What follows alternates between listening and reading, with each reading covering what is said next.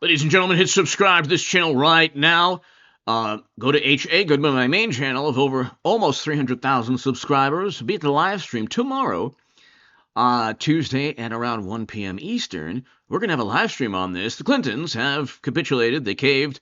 Don't mess with James Comer because they're now testifying. We'll see, kind of, sort of. No, they are testifying. Politico, Bill and Hillary Clinton now agreed to testify before Congress.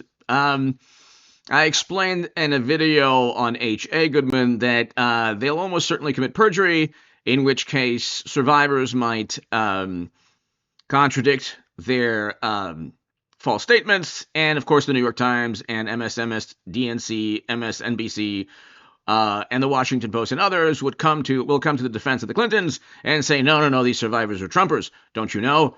And so, yeah, the interesting thing is they're going to almost certainly have to commit perjury for a number of reasons. Russiagate questions might be a part of all of this as well.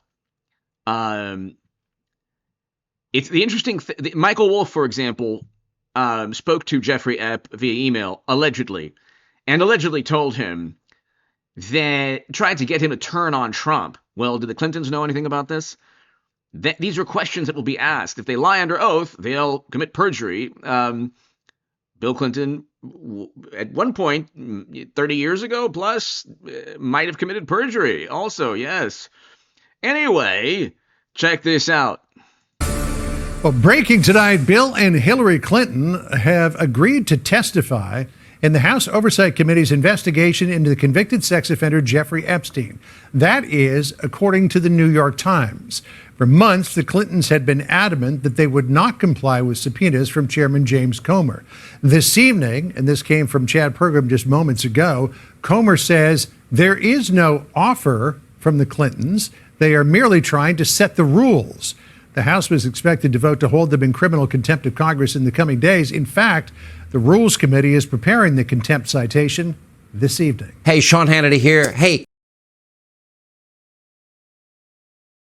So we'll see what takes place. They might agree now and then never show up, in which case they'd be held in contempt again, or then there's another vote, and so, or they testify and then the survivors contradict their testimony, they commit perjury, and then all of media covers for them, and then Clinton Hillary runs for president again, and then everyone who talked about the EP files and cared about the survivors votes for Hillary Clinton on the Democratic Party side. The whole thing is such a racket, it's unbelievable. But Jeffrey Epp gave hundreds of thousands of dollars to Democrats. 90% of his donations were to Democrats. The question is why?